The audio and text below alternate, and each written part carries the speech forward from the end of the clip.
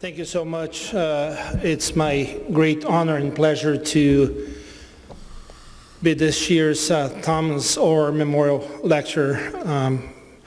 I will be forever thankful for this opportunity, and I thank Ron Stewart in particular, your president, for this honor. I could come here and talk to you about trauma, cholecystitis, appendicitis, and I decided that I would rather come here and tell you a story that I've been involved in the last 5 years or so, and hopefully I will stimulate the young folks in the audience that it is possible to think outside of the box. Sometimes people will think you're crazy. Sometimes people will think that you're completely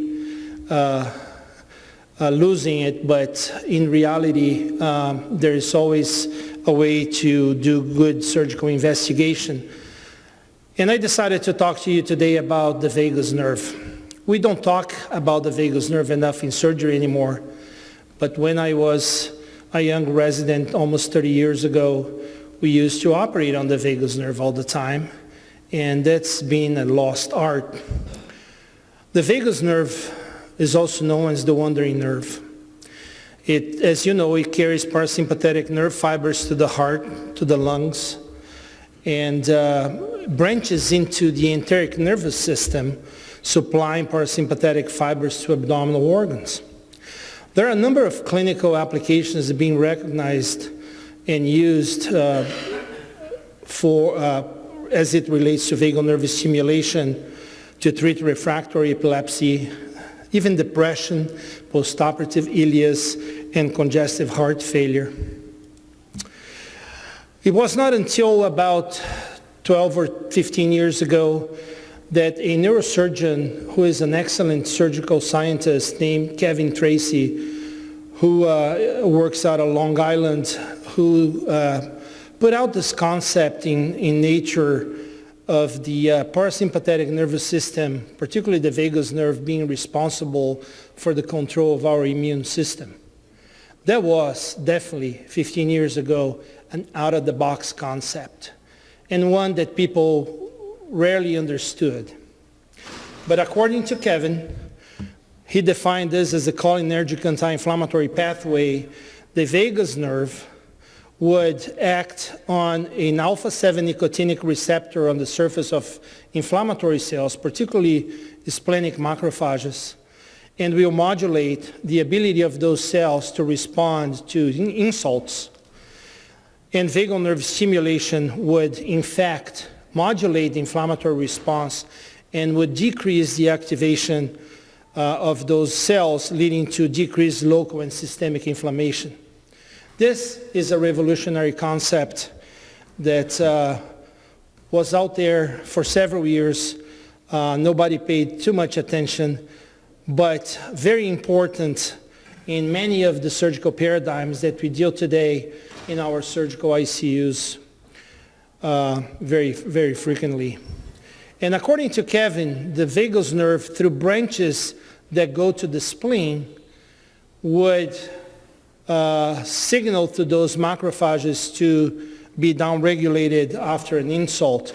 So he not only identified the importance of the vagus nerve in the control of immunity, but also the relevance of the spleen being necessary for those cells to react and to be downregulated. Well, I'll show to you how we challenge those concepts. We know that the intestine plays a significant role in the development of the systemic inflammatory response.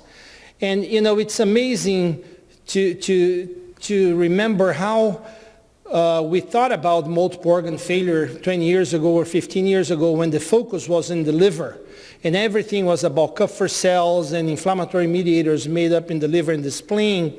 And now, 15 years later, we know that the focus of systemic inflammation and multiple organ failure starts in the gut.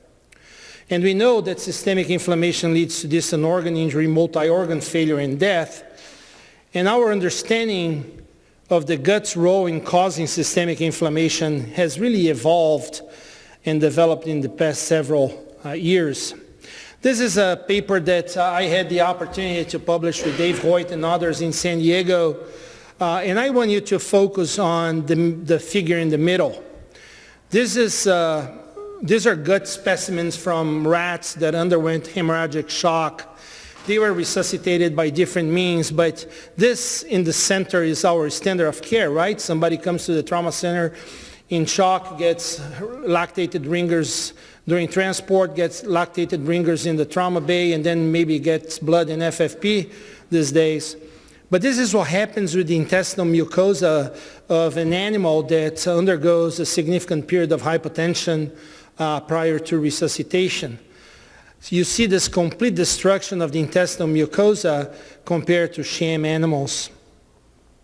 And this is what I want to focus on today. What happens to the gut and how the gut initiates this process that leads to multiple organ failure. Obviously, to study gut physiology, we need to have a good understanding of the gut barrier. And it is, in fact, the gut barrier breakdown that leads to translocation of bacteria, bacterial products, or bedness, whatever it is, that's in the lumen of the intestine that reaches eventually systemic circulation and causes systemic inflammation. So a good understanding of the intestinal barrier injury that occurs after ischemia and reperfusion is very important. And we know that ischemia reperfusion leads to the breakdown of the gut barrier that leads then to a local inflammatory response, then leads to systemic inflammatory response and multiple organ failure. So if we can stop this process immediately prior to the development of gut barrier breakdown, or if we could, in fact, restore gut barrier breakdown in a timely fashion, eventually we would be able to prevent multiple organ failure. So that's the concept that I want to share with you today. However, to study the gut barrier, you need to understand a little bit about its physiology. And I want to tell you a little bit about what we call the intestinal tight junctions. This is a physical barrier that seals the space between two adjacent mucosal cells or epithelial cells. And it really, the mechanism by which the body uses to control what gets through that barrier and what doesn't. And the modulation of those tight junction proteins really alters the epithelial barrier function. So just in a schematic way, and this is something that's been the work of Simone Lange sitting here in the audience, one of our research fellows.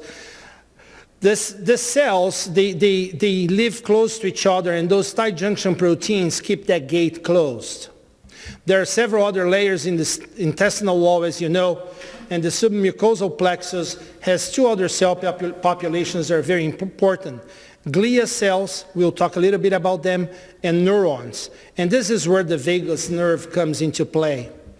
But suffice to say for now that those cells live close to each other, and there are gates that close, there are proteins that close the gate, or those gaps that exist normally between those cells.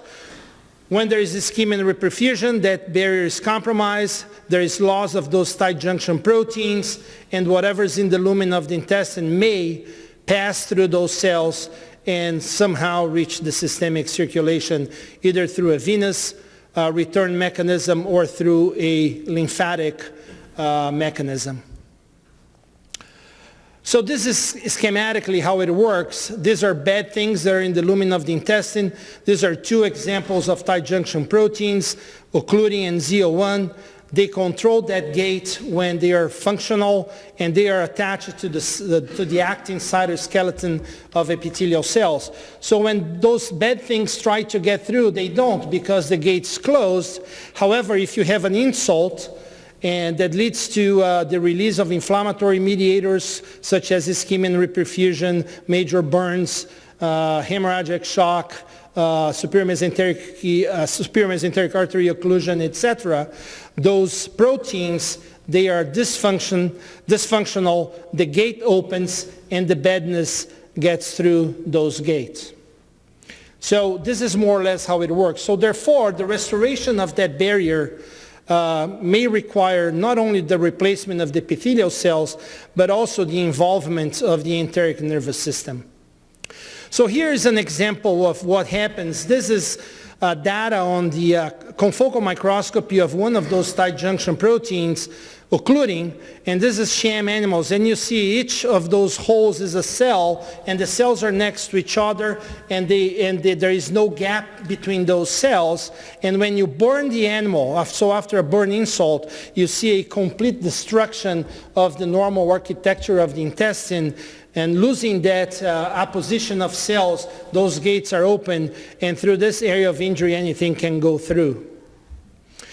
The way to measure this in the laboratory, so the readout of the loss of tight junction proteins is to measure intestinal permeability. That's how we know that things are getting through. So by looking at an intestinal permeability assay in vivo, we know that after a significant insult, in this case a burn insult, intestinal permeability is markedly elevated compared to sham animals. So any insult leads to opening of those gates. It turns out that the body has this amazing ability to restore those tissues, and the integrity of the barrier is restored in those animals in about 24 hours. So if you measure intestinal permeability after an insult, it usually peaks between 2 and 4 hours, but at 24 hours, those rats have a normal histology and normal barrier function. So there is something that's a normal physiologic mechanism that the body uses to restore the barrier and protect the host from systemic inflammation. And here is the documentation based on histology. These are sham animals, normal mucosa. You see the crypts. You see the normal structure of the villi. And here is 2 hours after burn. You see that those villi are shorter. The tips of the villi are blunted.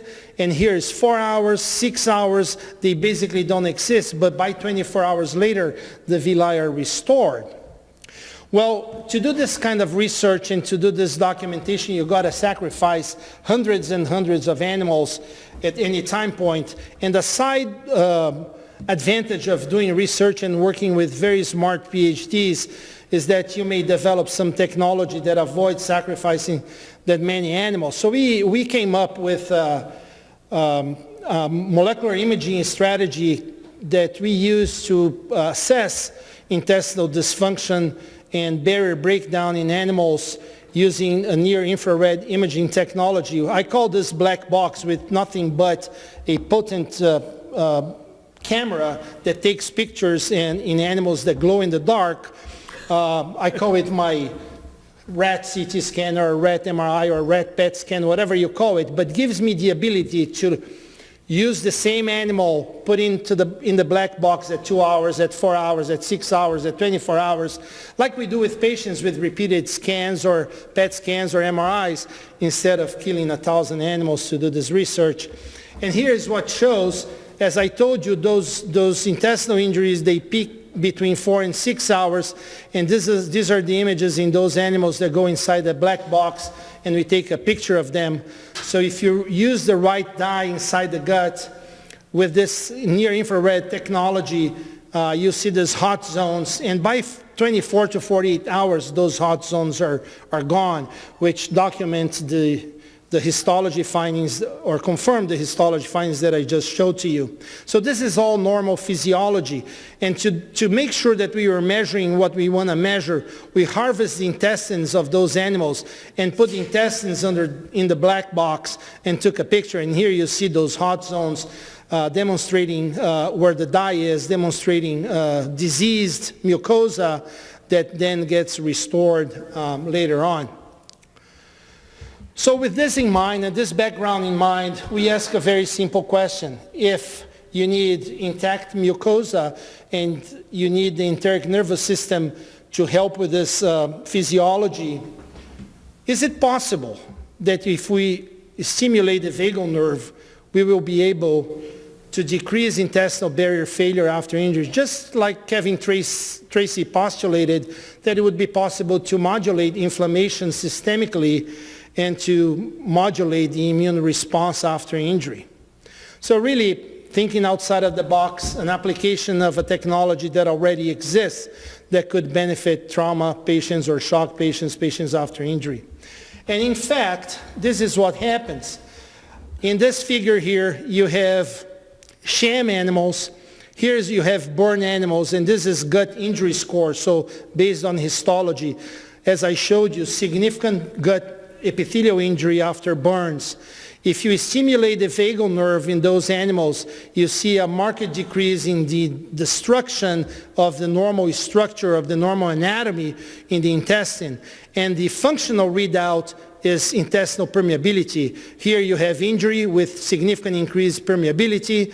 If you stimulate the vagal nerve, intestinal permeability drops to sham levels.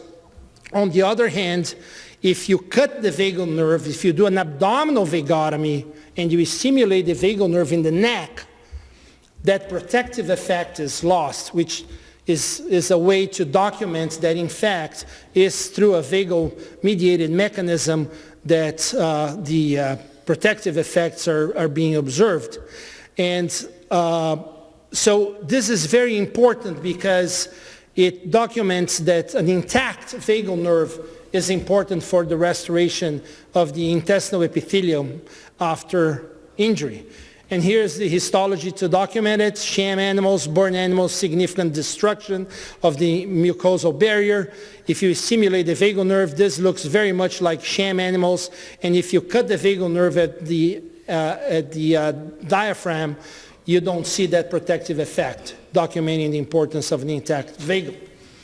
A picture is worth 1,000 words. So here is, again, confocal images of occluding in those animals. So this is sham animals. You see those cells next to each other, no major gaps. Here you see the burn animals, complete destruction of the normal architecture of the intestine. If you stimulate the vagal nerve, you'll see how those cells are next to each other, very much like sham animals. And if you cut the vagal nerve at the diaphragm, again, you see that the expression of those tight junction proteins is lost, the gates open, and bad things may pass through and leading to systemic inflammation.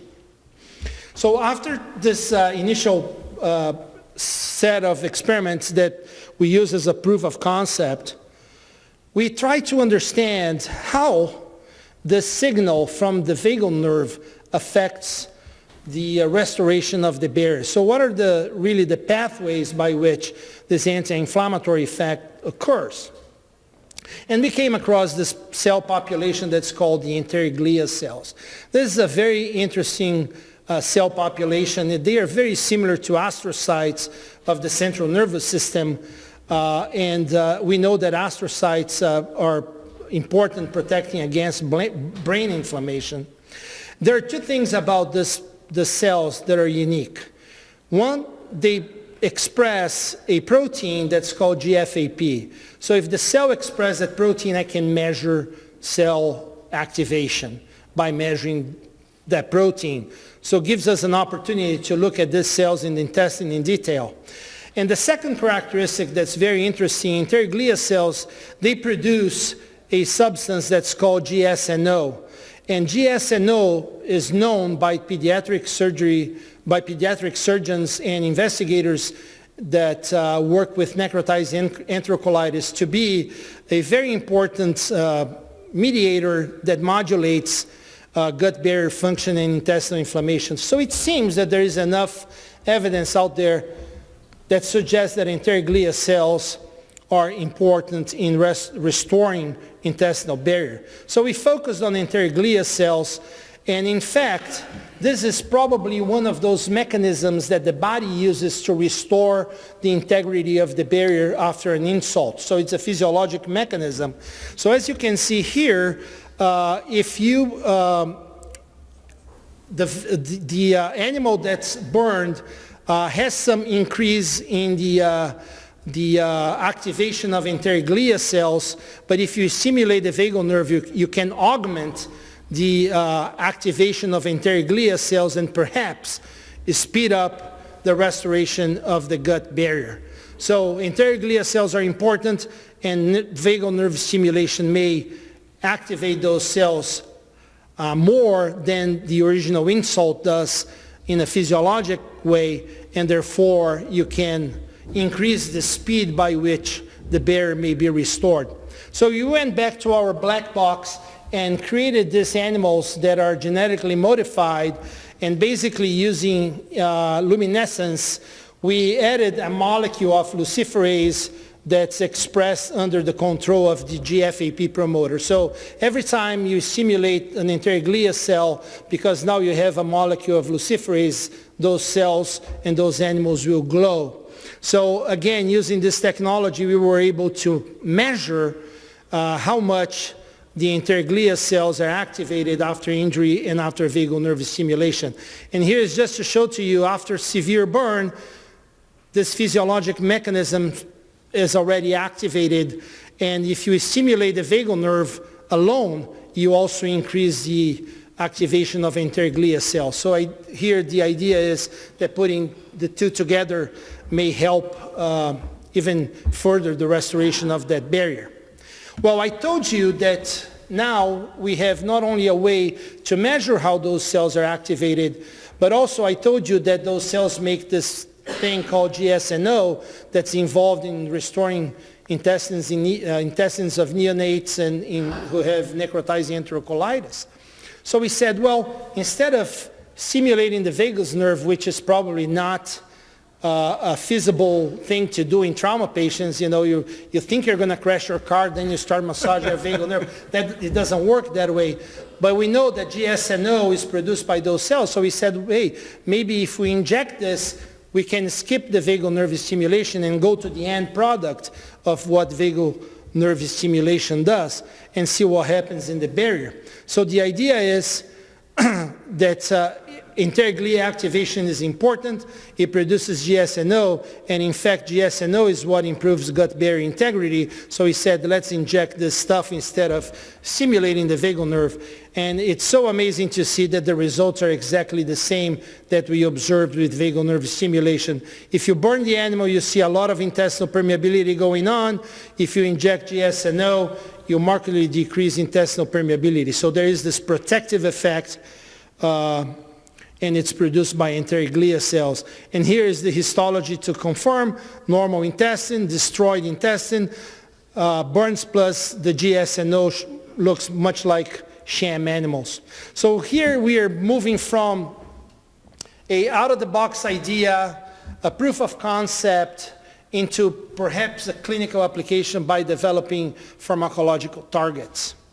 And that's the story that goes on for much of the time we've been looking at this. I told you that Kevin Tracy said that the vagal was important in controlling immunity, that the spleen was important, but his whole theory is that the vagal needs a receptor in cells to act upon, and that receptor is an alpha-7 nicotinic receptor. So we said, well, if it's a nicotinic receptor, what happens if instead of stimulating the vagal nerve, we give nicotine to the rats? Not trying to be politically incorrect and stimulating people to smoke, but eventually this could be a good pharmacologic target to develop.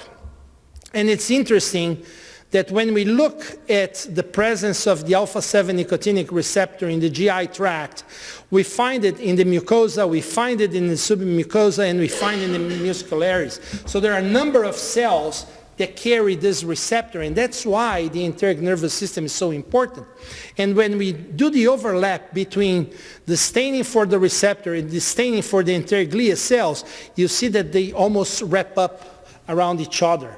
So there is a proximity of the enteroglia cells and the expression of this alpha-7 nicotinic receptor. So it's very likely that the vagal nerve innervates or it signals to those enteroglia cells through this alpha-7 nicotinic receptor in the gut wall. And that's probably the pathway by which we see restoration of the mucosa. So here's the nicotine experiment, and I'll show to you control animals, normal gut. If you give nicotine to a normal animal, nothing happens. If you burn the animal, you destroy the mucosa. If you burn the animal and give nicotine, the barrier is restored. There is no injury. And I told you that Kevin Tracy said that everything happens because the spleen is there.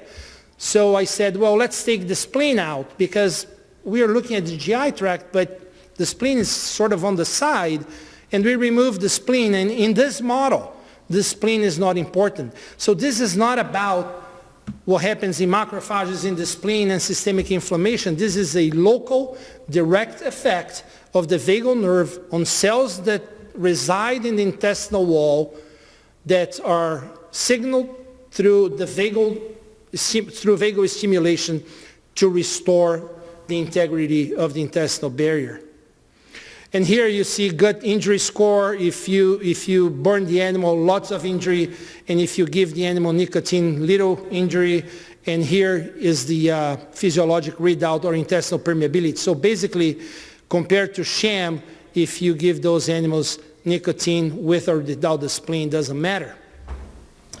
And here is the another tight junction protein, ZO1, to show to you, see how those cells are next to each other, there are no gaps.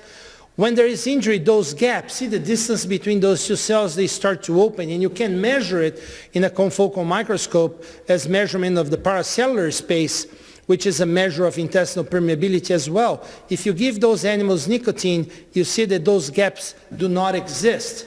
And if you take the spleen, it doesn't make a difference. So having said all that, we said, well, let's try to understand this business of enteroglia cells and how it works. And here we co-culture epithelial cells, so mucosal cells with enteroglia cells or epithelial cells alone. So if I remove the enteroglia cells from a co-culture and measure intestinal permeability, the protective effect is lost. So this experiment documents the importance of enteroglia cells in the physiology of the intestinal epithelial response after injury. And if those cells don't exist, you lose that protective effect. So we said, well, let's look at this in more detail, and this may be very relevant to the development of multiple organ failure. So here we have epithelial cells mixed with a cocktail of pro-inflammatory cytokines just to hurt them. And here you see the destruction of those cells. Here you have the epithelial cells with enteroglia cells. You see less destruction. And here, if you give the end product of enteroglia cells, you see similar results. So it's really important that those enteroglia cells are functioning well to restore that intestinal barrier. That not only happens in the intestinal epithelial cells, but these are kidney epithelial cells, and you know where this may go, because this may also explain a barrier breakdown at the kidney level as part of the genesis of renal dysfunction in the intensive care unit after ischemia and reperfusion. So very, very interesting set of data. Well, once we know now that if you stimulate the vagal nerve or if you let enteroglia cells do what they are supposed to do, you may have faster restoration of the barrier and you may have less deleterious consequences of an open barrier. The next question we asked was whether or not vagal nerve stimulation would protect against distant organ injury. So the idea is if multiple organ failure starts in the gut, with an injured gut by ischemia and reperfusion, if you fix the gut, are you going to prevent patients from developing ARDS or acute renal failure or multiple organ failure? So we look at this in our burn model initially, and basically here is the data. This is sham animals, normal lungs. You see how the alveoli are thin. There is not a lot of cells in the alveolar capillary membrane. The air spaces are open. You don't see intraalveolar hemorrhage.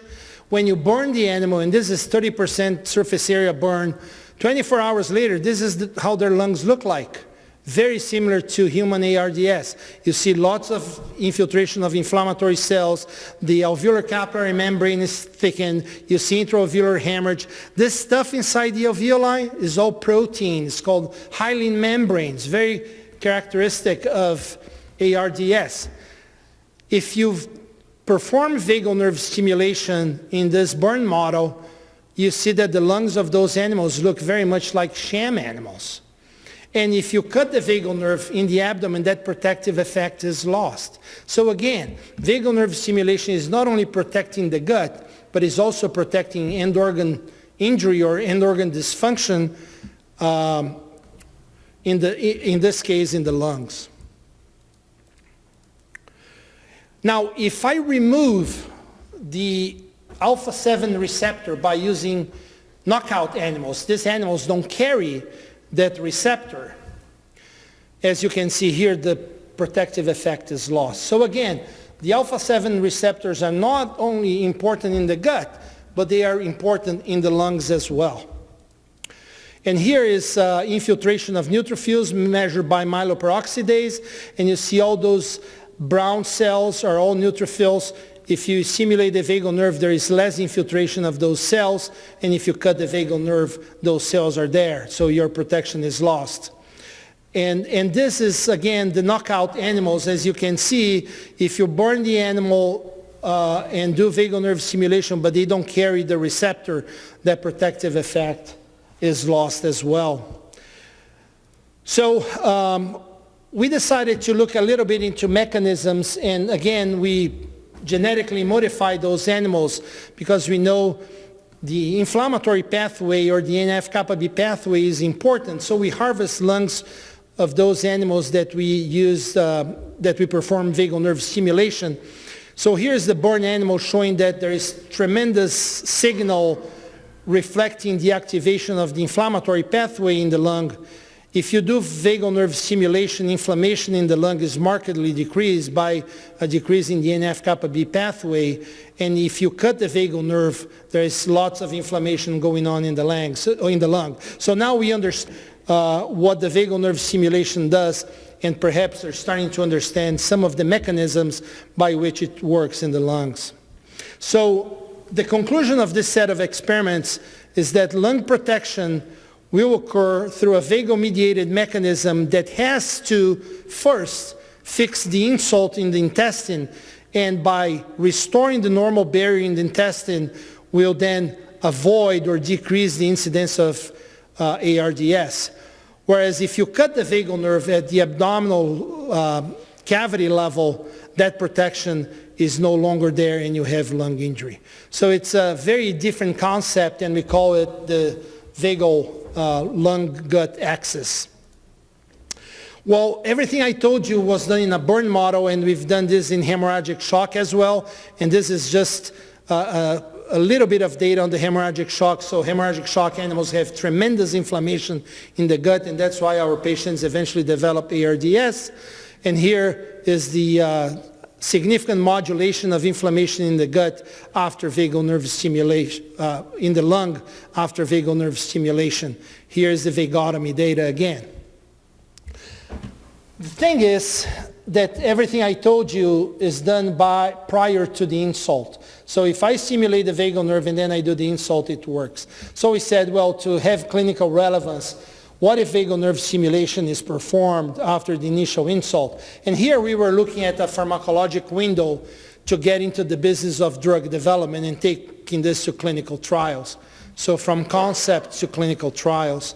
So we had to do these experiments, and basically what happens is first we create the injury, and then at different time points we stimulate the vagal nerve and harvest the tissues and look at everything that I just showed you at 4-hour time point. And it turns out that we found a window of opportunity that could very well be similar to pre-hospital transport times to our trauma centers. And so you have about a 90-minute window to do this intervention, and you still see some benefit. At 120 minutes after the insult, you lose the effect of vagal nerve stimulation. And this is intestinal permeability. So you see intestinal permeability goes up, stays down if you stimulate the vagal nerve at 15 minutes after the insult, 30, 60, or 90. There is a point in time that the insult in the intestine will be such that there is nothing is going to work. So if you do vagal nerve stimulation after that 90-minute threshold, then the game is over. And here's the histology, sham, burn, 15 minutes, looking pretty good, 30 good, 60 very good, 90 decent. At 120 you see those tips are blunting, the height of the villi is decreased, and at 150 you see a marked insult to the intestinal barrier.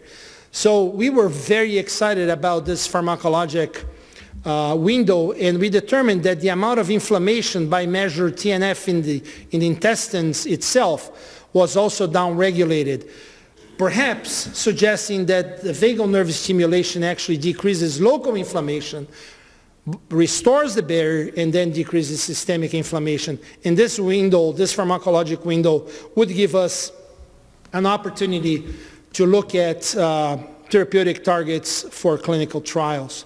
Here is the data on some of those tight junction proteins over time, just to show to you how in the born animals those gaps are open. You see how huge the distance between those cells are, but they are not there at 15 minutes, at 30, 60. They start to open up at 90, but they're definitely open at 120 and 150. The same with occluding. You see tremendous destruction of the normal architecture here, not at 15, 30, 60, or 90, but definitely there at 120 and 150. So it seems that we have some time to treat those patients while they're being transported to the hospital. And this is one of the pharmacologic agents that we have been working on. This is a drug that's actually in phase 2 clinical trials for Crohn's disease. And we came across this molecule. We spoke to the company and said, give us some and we'll try in our model and see if it prevents intestinal barrier dysfunction. They had no idea that this could be a vagal agonist, but because it was in undergoing clinical trials for Crohn's disease, we said this may be something that we have an interest on. And it turns out that this compound is a guanylyl hydrazone, and their chemical structure predicts activation of vagus nerve signaling, and that's what the chemist tells us. So we said, let's use it. And this could be a potential candidate for a pharmacologic approach to vagal nerve stimulation. So we repeated our experiments, taking into consideration that pharmacologic window, and burned the animal, gave the drug, harvested the tissues at 4 hours, and here you have the data very similar to vagal nerve stimulation. Here's vagal nerve stimulation, here's the drug. There is absolutely no difference between these two pieces of histology. Now, if you cut the vagal nerve, the drug doesn't work. So the drug is working through vagal signaling. So remember, I told you, you stimulate the vagal nerve in the neck, cutting the abdomen doesn't work. Here you give a drug systemically, IV, and you cut the vagal nerve and the drug doesn't work. So the drug is in fact a vagal agonist and restores barrier function. Here's the permeability data showing that significant decrease in intestinal permeability after you give the drug actually is better than vagal nerve stimulation. Here's Z01 to show those gaps that are open and burn and close in vagal nerve stimulation and close in the drug. So every piece of data that we could show with vagal nerve stimulation was reproduced with the use of this molecule. So we concluded that this would be a good pharmacologic approach to using those models and see whether or not it's effective in decreasing inflammation. And you know, this concept of tolerance and inflammation has always fascinated us, and there is a chance that if you stimulate the vagal nerve, you are not only decreasing inflammation, but you're increasing the tolerance of the host to the deleterious effects of ischemia and reperfusion, shock, or significant tissue injury. So again, we repeated those experiments in our hemorrhagic shock model to make sure that this worked in different injury models, and the results are the same. Now I want to show you very interesting data just to prove to you that this molecule actually induces vagal nerve activity. We have a mechanism to measure vagal nerve signaling by using electrodes placing around the vagal nerve in the neck, in the abdomen, and then we use the femoral nerve that has nothing to do with it, just to show that there is no impulse when we give this drug. So here is vagal nerve data in the neck, when we give this drug, you see impulse traveling through the vagal nerve that's captured by that electrode. So again, this is a drug that's a vagal nerve agonist. If you measure it in the abdomen, again, you see the same impulse traveling through the abdominal vagal nerve. Now, if you measure in the femoral nerve, nothing happens. So this is just to prove to you that this is, in fact, a vagal agonist. And then we used this vagal agonist in our hemorrhagic shock model and collected some intestinal lymph, because we believe that's through the lymph that all the badness that translocates and get through those gaps are carried to the systemic circulation. One question that I always get is whether or not stimulating the vagal nerve or using a vagal agonist changes hemodynamics, because we use vagal stimulation to decrease heart rate.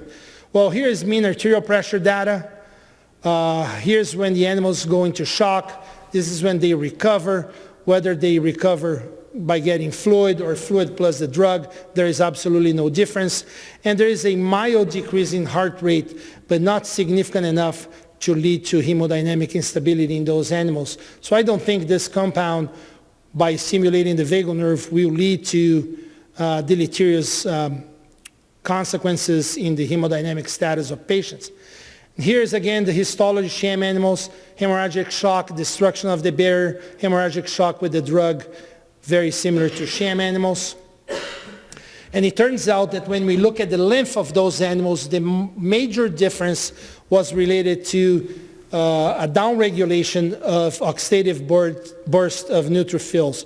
So it seems that by stimulating the vagal nerve, you decrease intestinal inflammation by decreasing the ability of inflammatory cells that travel in the lymph to be activated or stimulated. So we decided to look at the lungs after hemorrhagic shock, and here you have sham animals, hemorrhagic shock animals, and hemorrhagic shock and the drug. And you see these two pieces of histology, they look very similar, again showing a protective effect of distant organ injury after giving a vagal agonist. So finally, the mechanism would be that trauma hemorrhagic shock or any insult leads to gut injury. If you give this drug, you are going to increase vagal nerve activity. We look at the mesenteric lymph, show that there is less toxicity of the lymph characterized by less oxidative burst, and therefore significant decrease in systemic inflammation. And that tells you more or less the whole story. Now, every time I present this data, an older surgeon in the audience that trained the time that I trained or before me says, so is it true that a number of those hundreds or thousands of patients that we did truncal vagotomies or super selective vagotomies 30 years ago for peptic ulcer disease complications are less protected against sepsis and multiple organ failure? And I scratched my head and I said, gosh, that's a great question. How am I going to answer that? And I didn't have an answer to that question, at least for several years into this project, until, again, working with people that are a lot smarter than me, we decided to use large administrative databases. And this is the NIST database that has, data representative of the whole country. And basically what we did, we searched this administrative database and we went back to the early 80s.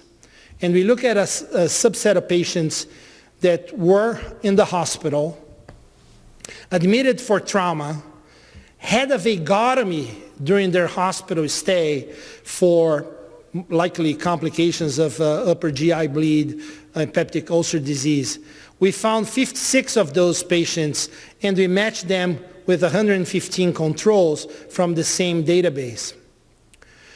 And then we decided to look at in-hospital mortality, sepsis, ARDS, septicemia, and ulcer disease. These are variables that are present in the NIST database. And compare the control group to the vagotomy group. It turns out that if you were a trauma patient that got a vagotomy in the early 80s, your in-hospital mortality was threefold higher than if you didn't get a vagotomy. Well, you may say maybe because you bled, you developed multiple organ failure. Okay, great. The incidence of septicemia was 8-fold higher. And obviously all these people had ulcer disease. So this is the closest I can get to answer that question, whether or not vagotomized patients are probably less protected than patients with an intact vagal nerve against the development of septicemia and in-hospital mortality. Now, if you look at the incidence of ARDS, although it didn't reach statistical significance because of the sample being too small, clinically, 21% to me is different than 13%.